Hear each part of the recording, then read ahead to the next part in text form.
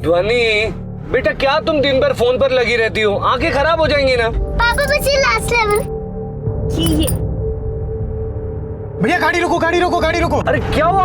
अरे भैया रोको ना, बताता हूँ।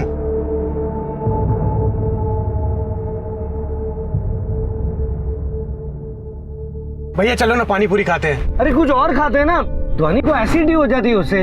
अरे कोई बात नहीं, एक खा लेगी तो कुछ नहीं होगा, है ना? भैया चलो ना। तुम लोग भी ना, चलो। चल चल ध्वनि आजा। आप लोग जाओ, मैं नहीं आ रही। ध्वनि चल ना। मम्मा आप खा लो। ध्वनि पक्का? हाँ पक्का। अच्छा ठीक है, मैं ना तेरे लिए पापड़ी चाट लेकर आती हूँ, वो तो खाएगी ना? हाँ पक्का। ठीक है।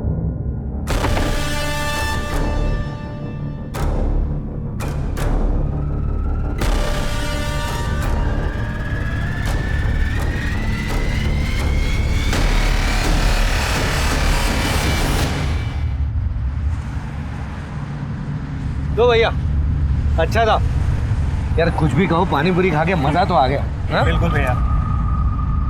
ये भी बहुत पसंद आएगा ध्वनि को। हाँ ध्वनि को अच्छा लगेगा। ध्वनि, ध्वनि कहाँ गई? ध्वनि, ध्वनि, वो आप पूछो। भाई साहब, एक वो छोटी सी बच्ची थी गाड़ी में, देखा आपने?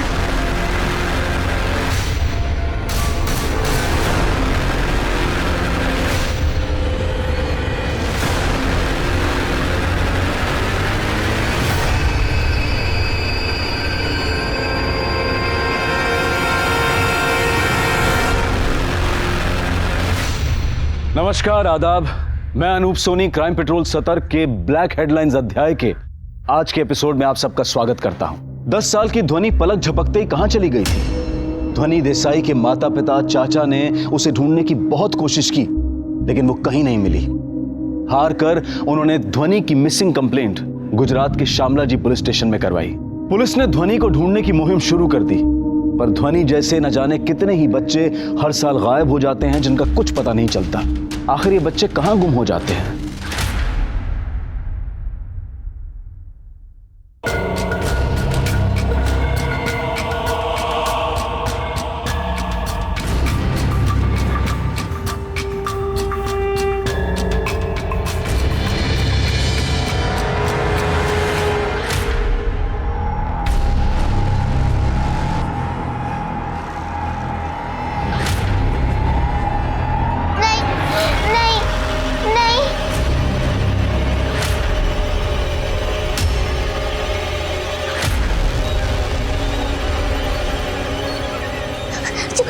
छोड़ो मुझे, मुझे मम्मी पापा के पास जाना, मुझे घर जाना। छोड़ो मुझे, नहीं छोड़ो मुझे, प्लीज मुझे घर जा दो, प्लीज मुझे घर जा दो।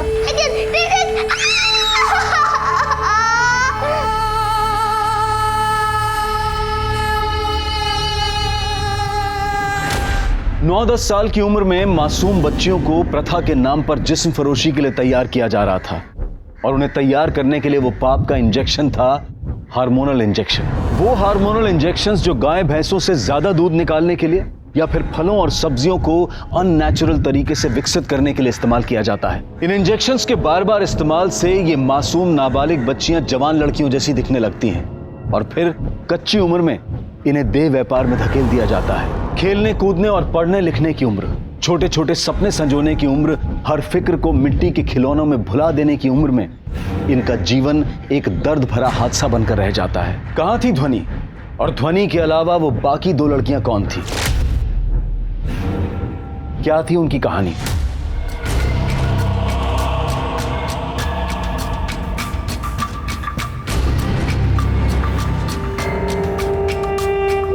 रूपशी, अब तक तैयार नहीं हुई? स्कूल नहीं जाना तुझे? नको ताई, मुझे स्कूल जाने में कंटाल आता है। चुप। अरे ताई, जल्दी चल, ये ले बैग पकड़। यहाँ रहेगी तो वही लिपस्टिक पाउडर करेगी। चल। अरे आरचू, रूपश्री, अगर डब्बा घेऊन जा। क्या कर रही? ध्यान से पढ़ने का हाँ? क्या? मुझे छोड़ कर जाएगी? आई के पास जाना है। मैं तेरी आई हूँ, समझी? मैं हूँ आई। सोना देख, यही हमारी आई है, और जैसे रूपश्री की ताई है ना, अर्चना, वैसे ही मैं तेरी ताई हूँ। हाँ ठीक है, चुप हो जा। अंदर ले जा। चल। अरे लक्ष्मी, ये क्या हो रहा है?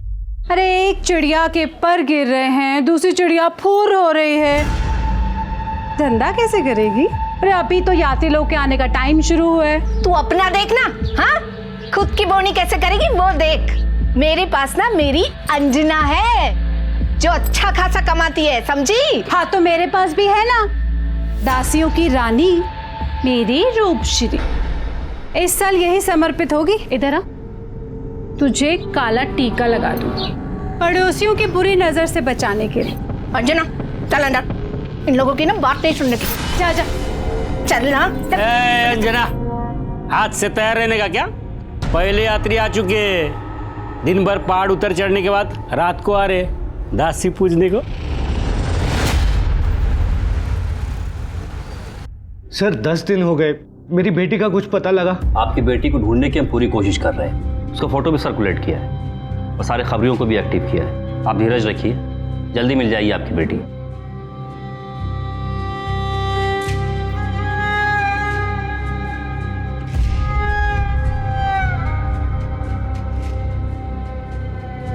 पता नहीं किस साल में होगी, कैसी होगी मेरी ध्वनि। आई शपथ सारिका, ये लड़की तो एकदम स्पेशल है। तेरा भाग्य खोल देगी, जो भाग्य उगड़ेल। हाँ आजा आजा, तेरे को तेरे किस्मत का इंजेक्शन लगा दूं, आजा। हाँ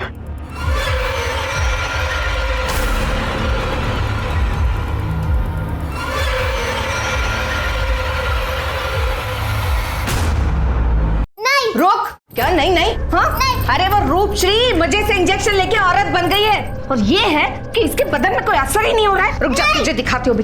तेरी बाहर निकल, बाहर निकल, बाहर निकल बोला ना। मुझे गुस्सा मत दिला, बोल देती हो। अरे आई, अभी सुबह ही तो इंजेक्शन लगाया था उसको। इतना इंजेक्शन लगाएगी तो मर जाएगी वो। तू चुप कर, मरती है तो मर जाए। और तू इधर क्या कर रही है? तू धंधे पे जा वरना मैं तेरे को मार डालेगी। तू निकल निकल। अरे मौसी, जबरदस्ती कैसा लग करते हैं? पहले उसको कुछ सिखा ना। अरे मेरी जान, इधर था तू। मैं तो इधर ही छू। बुढ़िया चल इधर आ। क्या रे, फोकट में चिपकम चिपके नहीं करने का, समझा ना? यात्री लाए हो मौसी, पहले बोलने का ना। अंदर आ जाओ बाबू। चल लेके जैसे जाओ। चलो साहिब। चल नहीं। चल अंदर, ताई क्या कर रहे हैं अंदर जाके देख। चल सीख। अरे जल्दी करो साहिब। चल अंदर। दरवाजा खोलो, दरवाजा खोलो।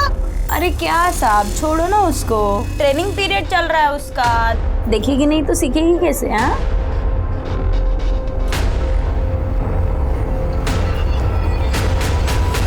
आजा मेरी राजकुमारी, आज ध्यान से।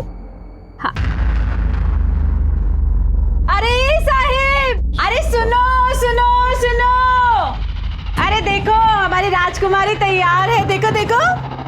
ये देखो, है ना एकदम झक्कस। हाँ, दासी भोग लगाने को तैयार है।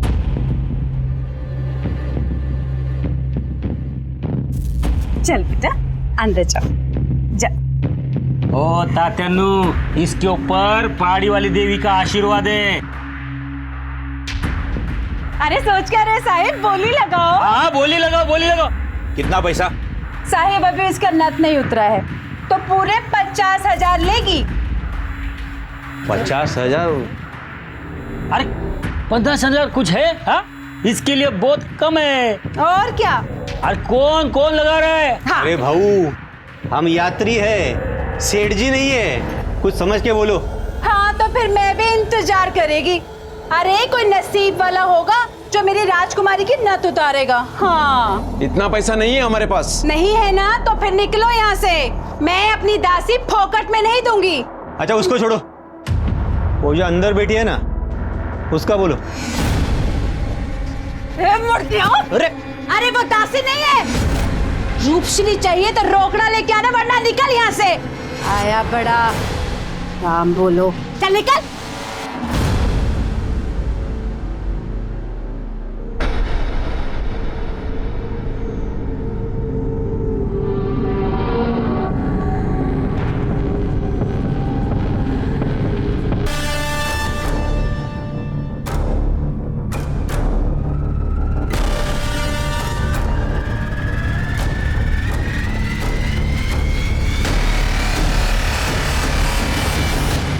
आप ये सब देखकर हैरान हो रहे होंगे कि यहाँ हो क्या रहा है।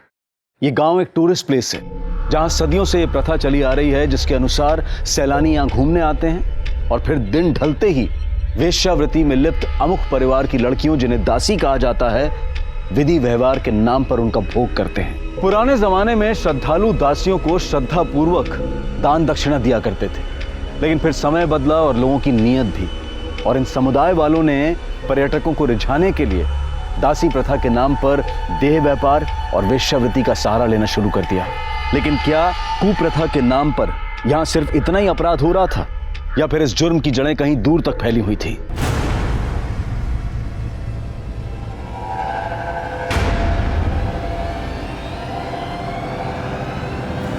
अरे बेटा उठ उठ।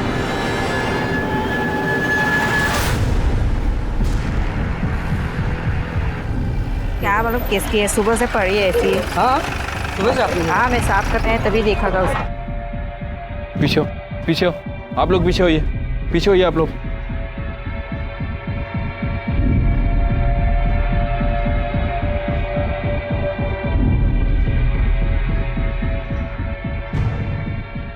सबसे पहले किसने देखा? सब मैंने देखा। ये लड़की यहाँ की नहीं लगती है, मैंने सबसे पूछा लेकिन कोई इसे नहीं पहचानता। बच्ची की शक्ल से तो लग रहा है किसी अच्छे घर की है, और ये पास में बस स्टॉप भी है, कोल्हापुर की बस जाती है यहाँ से। ऐसा लगता है सिर के कातिल ने इसको मार के यहाँ फेंक दिया और बस से निकल गया। वैसे सर इस लड़की से मिलती जुलती कोई भी मिसिंग कंप्लेंट हमारे पुलिस स्टेशन में नहीं है, हो सकता है किसी और पुलिस स्टेशन में हो, पता करता हूँ। ये देख रहे हो, इसको किसी ने इंजेक्शन दिया है। एक काम करो, बॉडी का पंचनामा करो, पोस्टमार्टम के लिए भेज दो। चिरके सीसीटीवी फुटेज कलेक्ट करो, आसपास भी देखो कहीं सीसीटीवी है क्या।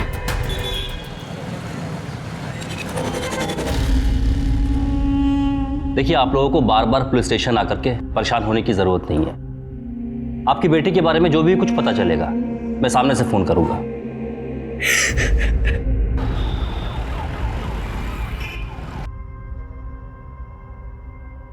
ये देखिए सर, ये लड़का बच्ची को गोद में लेकर जा रहा है, और यहाँ देखिए ये बच्ची अपने आप लुढ़क गई। मतलब सर ये बच्ची पहले से ही मर चुकी थी। जूम करो, ये फुटेज का टाइम क्या है? रात 10:30 बजे का सर। ये दूसरे सीसीटीवी कैमरे की फुटेज है। इस फुटेज में ये लड़का इस बस में बैठता हुआ नजर आ रहा है। और ये बस कोल्हापुर जा रही है ना? Right sir. चिरके एक काम करो, कोल्हापुर पुलिस से कांटेक्ट करो, ये सीसीटीवी फुटेज उनको शेयर करो। ये लड़का जल्द से जल्द अरेस्ट होना चाहिए, एक बच्ची की मौत का सवाल है।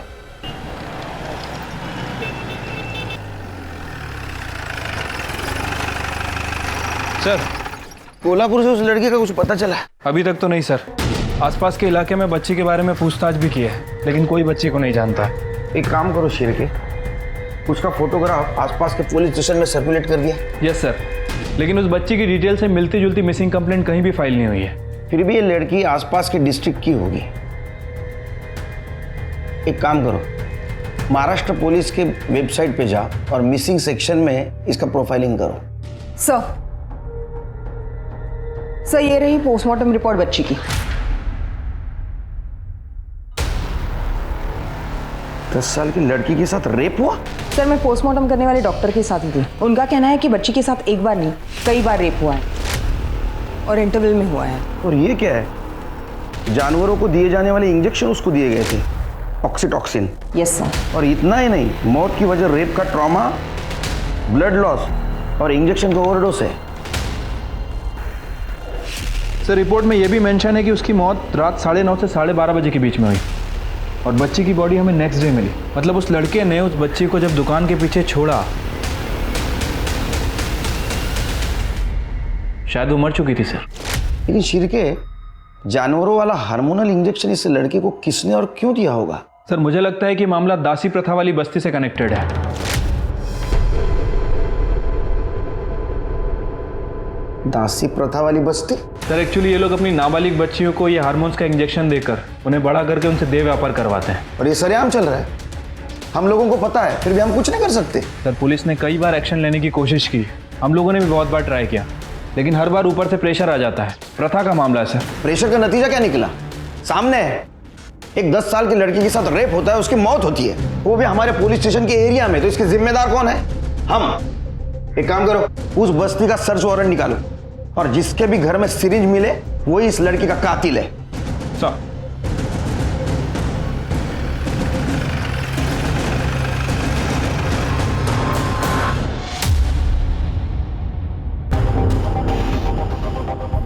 कौन कौन से घर है? सर इस गली में 2 घर हैं और घर के बाहर गुड़िया लटकी हुई है। निशानी है उस घर में देह व्यापार की, और एक घर पिछले वाली गली में। ये देखिए, एक तो ये है और एक ये खड़े भी हैं लोग। ये दोनों घर तपासा। चलो। क्या नाटक है?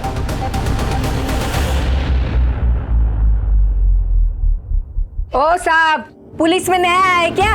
वर्दी वाले इधर नहीं आ सकते, निकलो इधर से सब के सब। देखो सर्च वारंट है हमारे पास। वारंट क्या होता है हमको नहीं मालूम, चलो निकलो। हमको सब कुछ पता है यहाँ क्या चलता है। दकियानुसी प्रथा के आड़ में तुम लोग देह व्यापार करते हो ना यहाँ। चलो बरा घुसा। बाहर की महिला हमारे घर में नहीं आ सकती, हमारी कुल देवी रोस्ट हो जाएगी। निकलो इधर से। क्या दिमाग को साटे यार। छूना नहीं। हेमा काकू को फोन लगा जल्दी। चल पीछे, हाथ तक, हाथ पीछे, हाथ तक को लगाने का बोला ना। अरे ये सचवी चलो बाजो। हमारी बस्ती में घुसने की हिम्मत कैसे की तुम लोगों ने? ये क्या नाटक है? हाँ, ये नाटक वाटक कुछ नहीं बोलने का, सीधा निकल चलने का। चलो निकलो। हमारे पास सर्च वारंट है, हमको सर्च करने दो। ये क्या होता है रे? तुम लोग को मालूम है क्या बोल रहे हैं? हमको ऐसा कुछ भी मालूम नहीं, निकलने का। चलो हमको जाने दो अंदर, तलाशी लेने दो। साहब एक बार नहीं बोला ना, समझता नहीं है। देखो अगर तुम लोग नहीं गया ना तो मैं रॉकेट डाल के जला के लेगी। हाँ कोई नाटक मत करो ये। अरे क्या कर? निकलो। अरे उसको रोको। अरे साहब आप लोग जाओ ना। अरे क्यों रुका है? ये ले हम मचीज ले, जला डाल, खुद को जला डाल। अरे समझो उनको। सर चलते हैं, यहाँ से मामला बिगड़ जाएगा, बाद में देख लेंगे। ऐसे समुदाय किसी आपराधिक ग्रुप से कम नहीं होते। इन्हें पता होता है कि पुलिस ऑफिसर जब ड्यूटी पर होता है, वर्दी में होता है, तो उस पर कई किस्म की बंदिशें होती हैं, जिसका ये लोग भरपूर फायदा उठाते हैं। लेकिन पुलिस के पास भी ऐसे लोगों से निपटने के अपने तरीके होते हैं, और जब सीधी उंगली से घी नहीं निकलता तो पुलिस कई बार अनऑफिशियल तरीके भी अपनाती है, वो भी बिना वर्दी के। और तब बड़े से बड़ा बदमाश भी ये समझ जाता है कि अब उसकी खैर नहीं। और वो बस्ती वाले भी जानते थे कि पुलिस वर्दी उतार कर जब आती है तो वो किसी की नहीं होती। इस बच्ची को देखा है? नहीं साहब, ये अपने इधर की नहीं है। और इसे? नहीं साहब। जानते भी तो तुम नहीं बताते, तुमसे यही उम्मीद थी।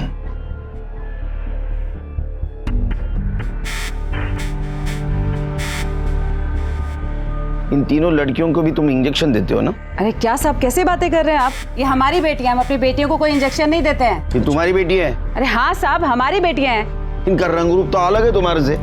अरे साहब इनके बाप लोग किधर किधर के यात्री रहते हैं, हमें कैसे मालूम? तुम दिन गिनना शुरू कर दो, ये तुम्हारी कुप्रथा में बंद करके रहूंगा। चलो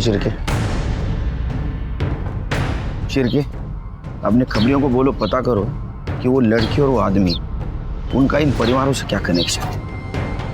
पुलिस के लिए इस लड़की की पहचान बेहद जरूरी थी, और सबसे बड़ा सवाल ये था कि ये लड़की श्यामल जी गुजरात से कुंदवाड़ महाराष्ट्र तक कैसे पहुंची और इस मासूम बच्ची का कातिल कौन था।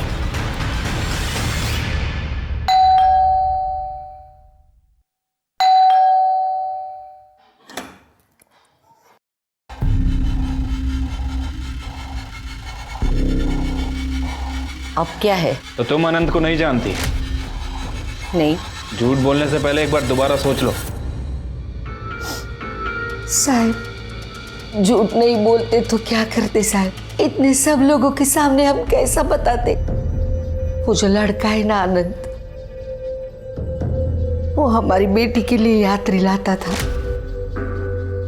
और हमारी बेटी को लेके भाग गया। वो लड़का हत्यारा है, रेपिस्ट है। अगर भैया हमारी बेटी का कैसा होगा अभी?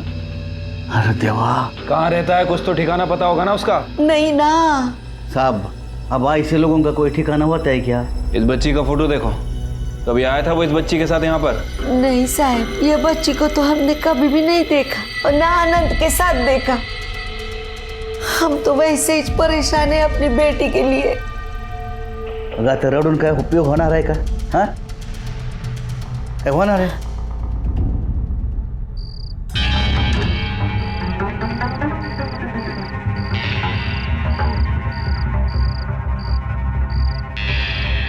चल आज क्या हो गया, कल और पैसे लेके आना फिर दिखाऊंगा। अरे यार दिखाना। सब आज देख लेगी क्या, कल क्या देखेगी? चल निकल।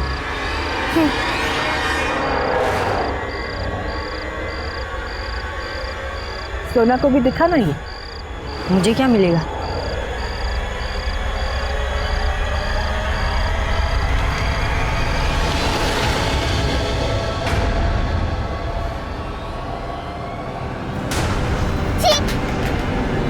ये क्या किया तूने? इसका कुछ नहीं हो सकता।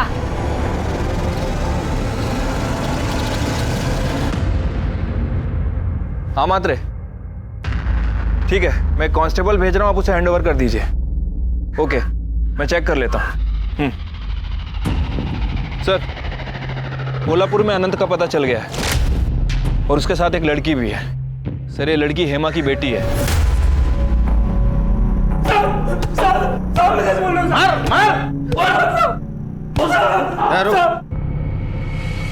बोल बोल। साहब मैं सच कह रहा हूँ, मैंने जब धोनी को दुकान के पीछे छोड़ा था तो वो जिंदा थी साहब। तू झूठ बोल रहा है। मैं बोलता तूने क्या किया? तूने धोनी को इंजेक्शन दिया, उसके साथ रेप किया, फिर वो मर गई, उसको दुकान के पीछे छोड़ के भागा तू, है ना? नहीं साहब, मैंने बच्चे का रेप नहीं किया साहब, और ना ही मैंने उसे इंजेक्शन दिया है साहब। साहब उसे इंजेक्शन तो हेमा और युवराज देते थे, बच्चे उनके घर पर रहती थी साहब। फिर तूने धोनी को उठाया क्यों? उठाया नहीं था मैंने, वो दीपाली लाई थी मेरे पास साहब। हम लोग तो उल्टा उसे युवराज और हेमा से बचा रहे थे।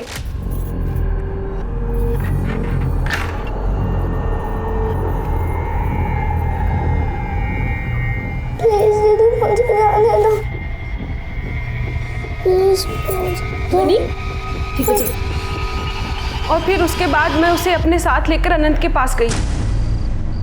दीपाली, अनंत तू इसे क्यों लेके आई साथ में?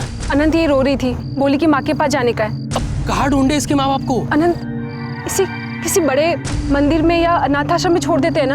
अनंत अगर वहां रहेगी ना, उसे या तो मेरे जैसा बना देंगे या किसी को बेच देंगे। ठीक है, लेकिन सुन, तेरा इधर ज्यादा टाइम रुकना ठीक नहीं है। तो एक काम कर ले, कोल्हापुर के लिए निकल जा, और जो मैंने एड्रेस दिया था ना उधर ही रुकना, ठीक है? ठीक है। अब बच्ची की तबीयत खराब होने लगी थी और ज्यादा टाइम तक बाहर छुपना मेरे लिए मुश्किल था, तो मैंने बच्ची को टॉयलेट के पास छोड़ दिया साहब, और मैं कोल्हापुर के लिए निकल गया। अच्छी कहानी सुना रही है तू। ये क्यों नहीं बोलती बच्ची को बेचने के लिए उसे घर से उठाया था तूने? साहब मैं तो बस दीपाली के साथ भाग जाना चाहता था। अब मुझे क्या पता दीपाली ने बच्ची को बेचने का प्लान बनाया होगा। तो नहीं नहीं नहीं नहीं, मेरा ध्वनि को बेचने का कोई प्लान नहीं था। वो ना जरूर उस अनंत का होगा, तभी उसने मुझे पहले कोल्हापुर भेज दिया। मैंने ना ही बच्ची को बेचने की कोशिश की, ना ही उसे इंजेक्शन दिया और ना ही उसका रेप किया साहब। मैं सच कह रहा हूँ साहब, मैंने कुछ नहीं किया। अब वो दीपाली का क्या है वो मैं नहीं जानता साहब। दीपाली को बुलाओ। क्या बोला तुमने? हाँ? क्या बोला कि मैंने ध्वनि को भगाया क्योंकि मुझे उसे बेचना था? तूने क्या किया? तूने इसको एक करके इसको मार दिया। ये मैंने कुछ नहीं किया। इसके माँ बाप को बुलाओ, हेमा और युवराज को, सब सच्चाई का पता चल जाएगा। वो मेरे माँ बाप नहीं है। मतलब? उन्होंने मुझे 10 साल की उम्र में खरीदा था, जैसे ध्वनि को खरीदा। वो सिर्फ दुनिया के सामने मेरे माँ बाप होने का नाटक करते हैं। किससे खरीदा था? साहब ये तो हेमा और युवराज जी आपको बता सकते हैं। साहब माफ कीजिए साहब, हमने झूठ बोला आपसे। वो क्या है ना, यात्रियों के टाइम पे अगर देवदासियों के घर से बलात्कार या मौत हो गई, ये बात अच्छी नहीं है, फिर हमारे धंधे पे उसका असर पड़ता है साहब। धोनी को कहाँ से लाया सर? तब हमने गोद लिया था ना उसको, हमारे पास कागज है। हाँ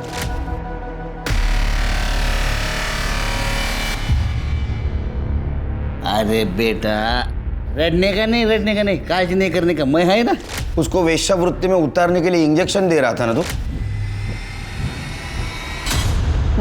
नहीं साहब, कौन बोला? क्या क्या सबूत क्या आपके पास? हमने इंजेक्शन दिया है करके। मैं झूठ नहीं बोला, खरं सांगतो साहब। चाहिए तो आप हेमा को पूछो ना साहब। हाँ साहब, जब ये उस पोरगी को लेके आए ना घर पे, मैं तो बहुत खुश थी। अरे हेमा, अरे जल्दी बाहर आ जा। अरे जल्दी आ, जल्दी।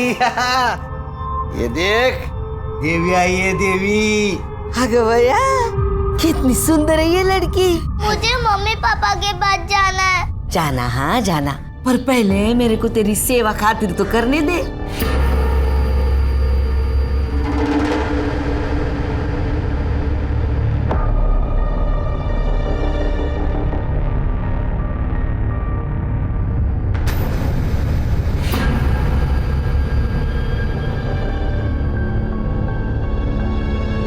थोड़ी देर के बाद मैं उसको नहलाने को लेके गई। उसके ऊपर पानी डाला और देखा तो मेरे को धक्का लगा साहब। उसके साथ पहले ही गलत काम हो चुका था। तुम्हारे ऊपर यकीन कैसे करें हम? साहब, देवी माता की कसम खा के बोलती है मैं। धोनी को उठाया था या गोद लिया था? उठाया? नहीं साहब, हमने तो उसको गोद लिया था। हाँ साहब। किससे? वो बताओ, मैं तो लड़की के किडनैपिंग के चार्ज में अंदर कर दूंगा। बताओ। साहब, उसके बाप से।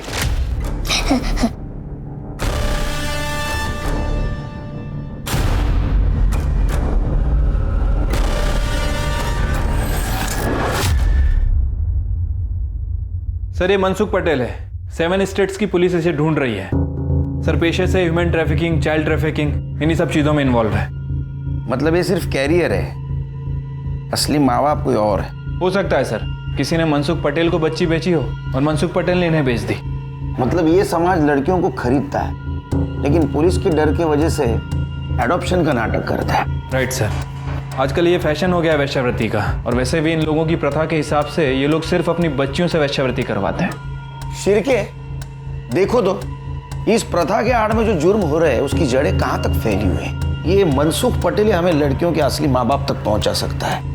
एक काम करो, स्टेट पुलिस को कांटेक्ट करो और अपने खबरों को एक्टिवेट कर दो। ये मनसुख पटेल जहाँ भी होगा ना, उसको उठाओ।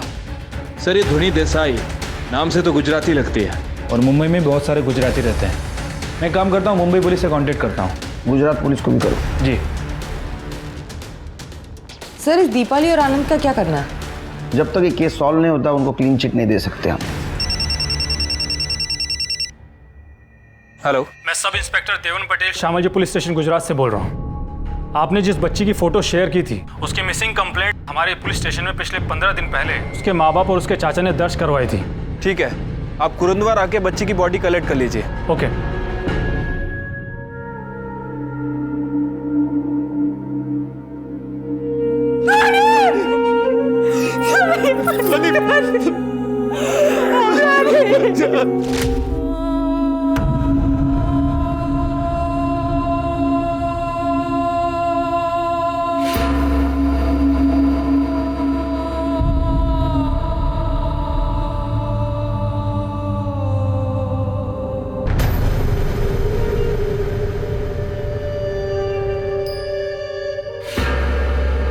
हम अभी भी इन्वेस्टिगेट कर रहे हैं कि धोनी की किडनैपिंग किसने की। जब धोनी की किडनैपिंग हुई उस वक्त उसके साथ कौन कौन था? सर, यही 3 लोग थे, उसके माँ बाप और उसका चाचा। किसी को कुछ पता नहीं चला, कोई शोर नहीं हुआ। सीसीटीवी में कुछ मिला? नहीं सर, वहाँ पर कोई सीसीटीवी कैमरा नहीं है, और जो है वो चालू नहीं। किडनैपिंग के वक्त कोई शोर नहीं, कुछ नहीं, इसका मतलब धोनी किसी जान पहचान वाले के साथ ही नहीं किए। या फिर उनका ध्यान खाने पीने में लगा होगा और किसी बाहर वाले ने किडनैप कर लिया हो। भैया चलो ना, पानी पूरी खाते हैं। तुम लोग भी ना, चलो। चल धोनी आ जा। आप लोग जाओ, मैं नहीं आ रही।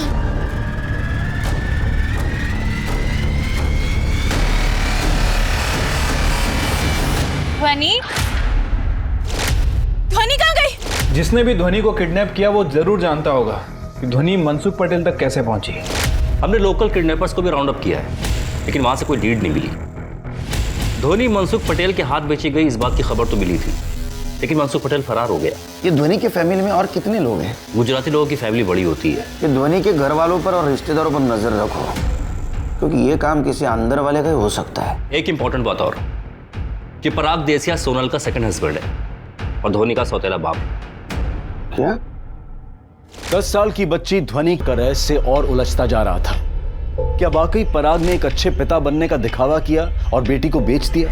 उन्हें अपनी बच्ची का मृत शरीर तो मिल गया, लेकिन ये नहीं पता चल पाया कि गुजरात के शामला जी में ध्वनि की किडनैपिंग किसने की और वो तस्कर मनसुख पटेल तक कैसे पहुंची। महाराष्ट्र पुलिस बहुत जोर शोर से मनसुख पटेल की तलाश में लग चुकी थी। इन मासूमों को दलदल में धकेलने की सजा उसे जरूर मिलनी थी, लेकिन कुरुंदवाड़ में कुप्रथा के नाम पर जिस्म फरोशी के कारोबार में कोई रुकावट नहीं आई। और फिर अचानक इस समुदाय के इर्द गिर्द एक ऐसी घटना घटी कि पुलिस सख्ते में आ गई और ये केस ब्लैक हेडलाइंस बनकर सुर्खियों में छा गया।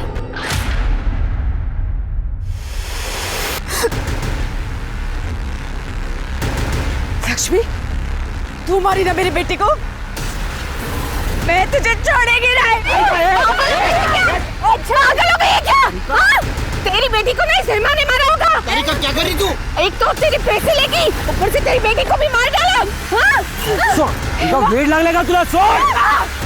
तू मारे मेरी बेटी को, तू मारेगी तेरी बेटी, मैं छोड़ेगी नहीं तुझे, छोड़ेगी नहीं। क्या चल रहा है? क्या चल रहा है? सब इन लोगों ने मेरी बेटी को मार डाला साहब। किसने मारा? सब ये लक्ष्मी साहब, आइए हेमा, आइए, यही युवराज साहब, साहब इन तीनों ने मिलकर मेरी बच्ची को मार डाला साहब। साहब देखो, हम गाय को मारेगी तेरी लड़की को। अरे देखना कैसी बोल रही है वो। साहब हमने नहीं मारा उनको, हाँ सब सच्ची बोलता है। साहब ये लोग सब चलते हैं मेरी बेटी से। लेके चलो, साइड में लेके चलो, चलो लेके चलो पीछे, चलो दूर। छोड़ेगी नहीं हेमा, लक्ष्मी में मार डालेगी। सर इसकी हालत देखकर तो लग रहा है कि किसी पत्थर से इसके सर पे वार किया गया।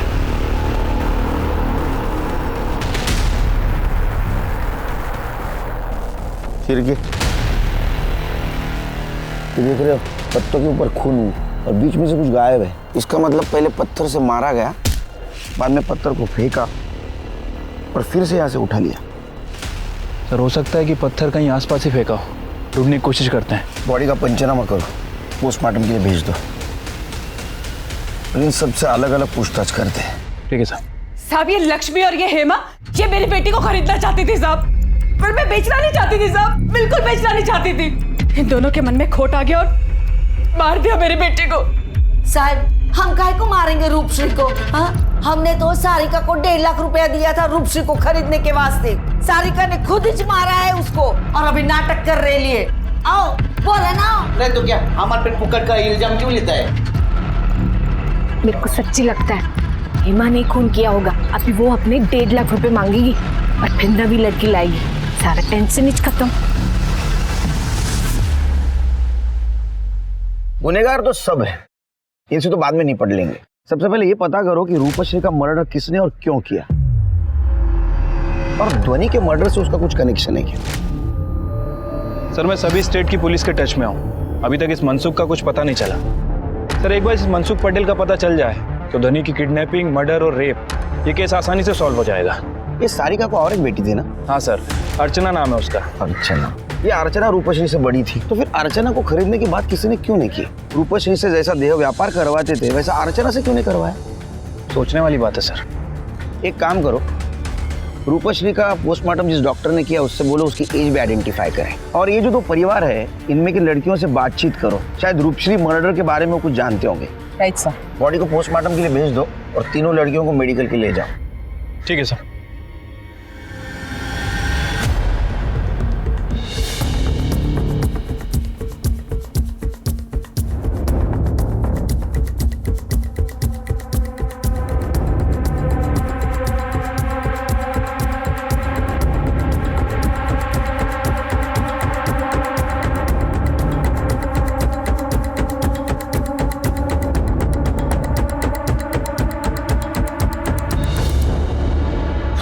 मैं हूँ प्रेग्नेंट, तो इसमें कौन सी बड़ी बात हो गई? बड़ी बात यह है कि ध्वनि आपकी पहली शादी से बेटी थी और अभी आपका अपना बच्चा होने वाला है।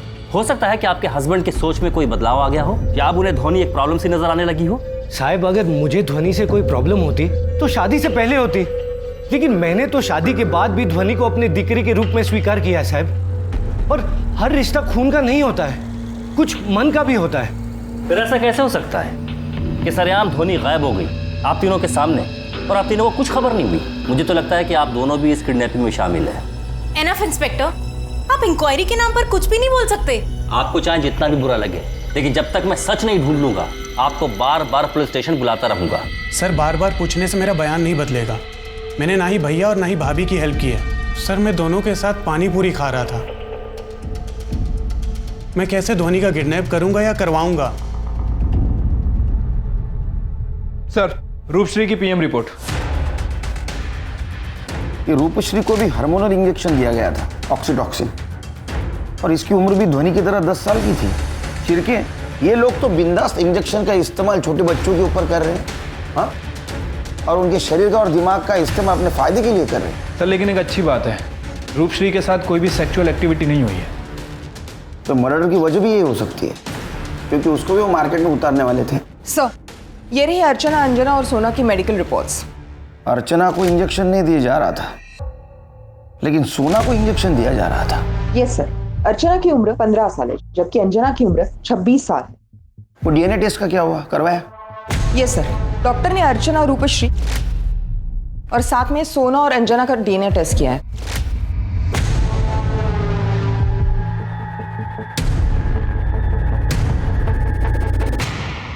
ये देखो मेडिकल रिपोर्ट। तुम लोग बिंदास हार्मोनल इंजेक्शन का इस्तेमाल करते थे ना?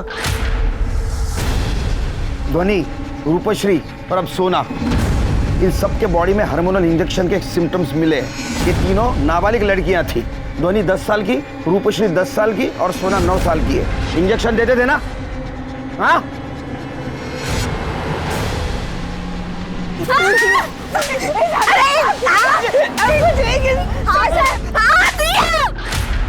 हमने इंजेक्शन दिया। अरे नहीं देते तो हमारी रोजी रोटी का क्या होता? और ये प्रथा है हमारी, कुलदेवी रूठ जाती जो नहीं करते। कुलदेवी तुम्हारे कान में आके बोलती थी क्या? दूसरों के बच्चों का इस्तेमाल करो, अपने बच्चों को बचा के रखो। साहब ये क्या कह रहे हैं आप साहब? जो सुन रही हो, देखो झूठ बोलने से कुछ फायदा नहीं अभी, समझी? मेरे पास मेडिकल रिपोर्ट है। रूपश्री तुम्हारी बच्ची नहीं थी।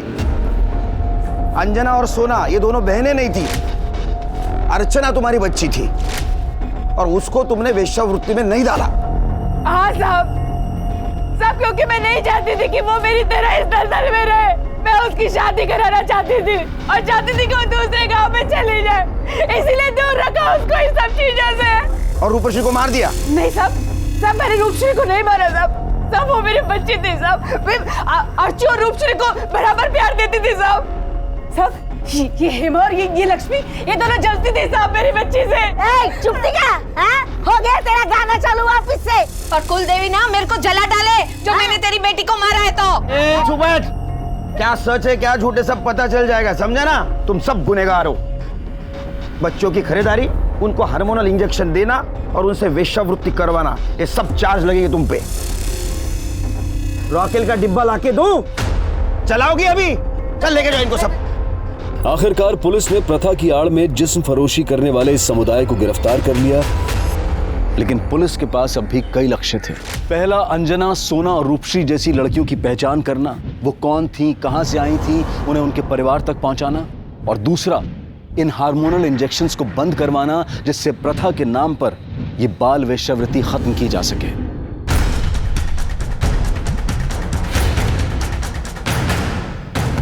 पुलिस ने समुदाय के सभी घरों में रेड डालकर इंजेक्शंस बरामद किए और इसी रेड के दौरान उन्हें खून लगा एक पत्थर मिला।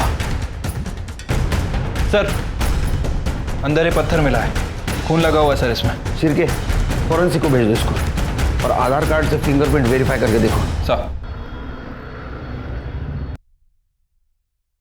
सर पत्थर पे जो ब्लड मिला था वो रूपश्री के ब्लड से मैच करता है। ये रही उसकी रिपोर्ट। पत्थर पे किसी के फिंगरप्रिंट मिले? हाँ सर, यहाँ मेंशन है।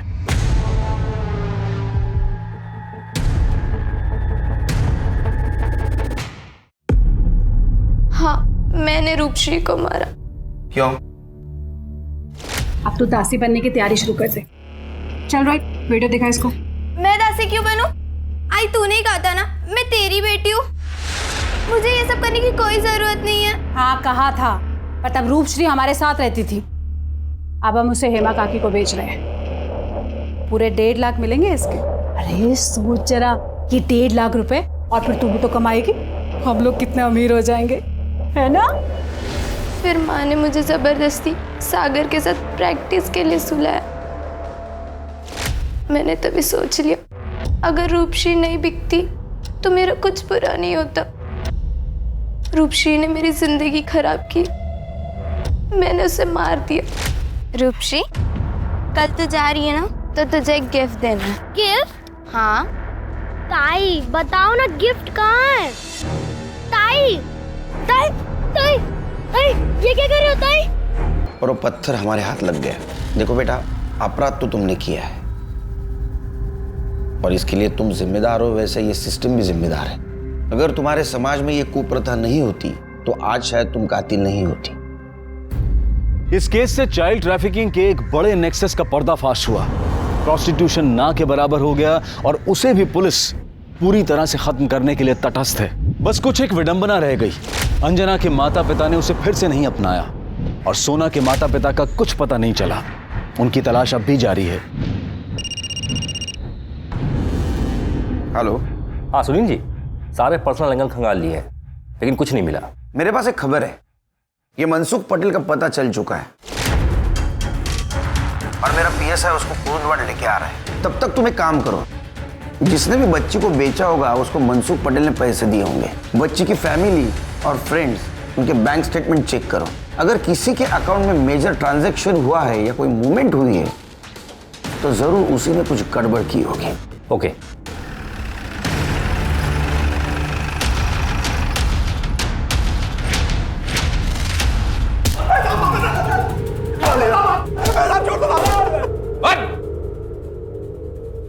फोटो दिखा इसको। देख, जानता है इस बच्ची को? हाँ साहब, ये वही लड़की है जिसको मैंने युवराज को 1 लाख रुपए में नकली स्टाम्प पेपर बनाकर बेचा था साहब। जब मम्मी पापा के पास जाता।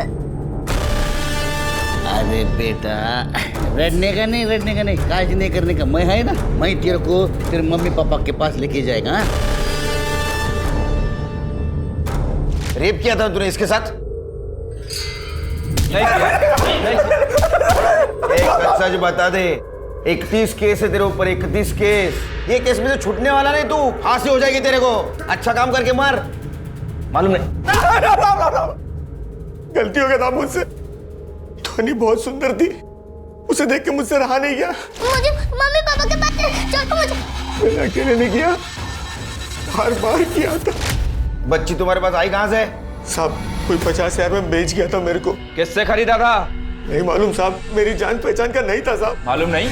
नहीं मालूम। बोलता था। आया ध्यान में आया? बच्ची का मामा गौरव।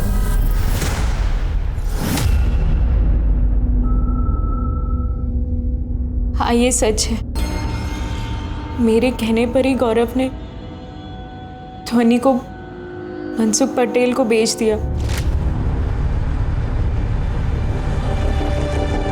अरे ध्वनि बेटा, मामा आप? तुम लोग अहमदाबाद घूम कर आ गए? हाँ। एक काम करो, जल्दी जल्दी बाइक पे बैठ जाओ, हम घर पे जाके सबको सरप्राइज देते। हाँ, ठीक। मोबाइल वहीं पे रख दो। ठीक है। आ जाओ। फिर मैं ध्वनि को चुपके से वहां से लेकर चला गया, उसे बेहोशी का इंजेक्शन दिया और उसे लेकर मनसुख के पास चला गया। लड़की तो अच्छी है। क्यों? क्योंकि मैं नहीं चाहती थी कि मेरे पीते हुए गल की बुरी परछाई मेरे आने वाले बच्चे पर पड़े। मैंने सोचा हमेशा हमेशा के लिए अपने पास से अपना इक्वेशन तोड़ दूं, बस तोड़ दिया। नतीजा क्या निकला? तुम्हारा बच्चा अभी जेल में पैदा होगा, पति का प्यार छूट गया और एक बच्ची की मौत हो गई। ये सुनकर भी रूह कांप उठती है कि एक मां ने अपनी बेटी को बेच दिया, लेकिन ये अपराध करते वक्त सोनल के हाथ कांपे नहीं। जाते जाते हम बस इतना ही कहेंगे कि कुप्रथाओं को परंपरा समझकर उन्हें चलते रहने देना समाज के साथ नाइंसाफी है और इनसे मुक्ति समाज और प्रशासन दोनों की जिम्मेदारी है। अब मैं अनूप सोनी आपसे विदा लेता हूं। फिर मुलाकात होगी क्राइम पेट्रोल सतर्क के ब्लैक हेडलाइंस अध्याय में एक और नए केस के साथ। और याद रखें, क्राइम और आपके बीच में सिर्फ इतना फर्क है कि आप कितने सतर्क हैं। सतर्क रहें, सुरक्षित रहें।